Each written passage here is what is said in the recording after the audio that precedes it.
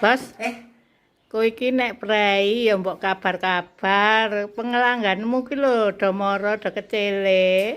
Tak kandhani pengumuman dari Sabang sampai Merauke, kabeh-kabeh mak dari Sabang sampai Merauke. Yen mak iki yen prei iki yen dina Kemis.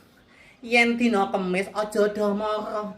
Wis diomongi dikandhani yen dina Kemis mak karena ki prei. Mak karena ora dodol dikandhani kok ya mak karena ki malam Kemis dina Kemis malam Jumat kuwi ritual sik mandi kembang. Dadi niki aja do mara ndak do kecilik kabeh ya.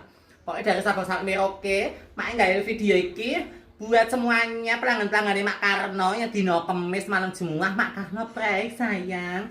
Nanti Mak Karno itu orang dodol. Lah iya. Sesukne diwanune. Ya wis tak tulisi, wis tak tulisi. Wis tak tulisi yen dino Kemis malam Jumat ki prei. Dadi Mak Karno ki yen dino Kemis malam Jumat ki Mak Karno ki prei ya sayang ya biasa. Ritual mandi kembang nang Gunung Kempit. Soale sapa sing do pengen sugih, pengen dodol laris, pengen ditik akeh, melu Mak Karno nang Gunung Kempit tak terke. Wis liyane Mak Karno ana wong ngerti, sing ngerti mau Mak Karno tok. Lah kembange warna pira Bos?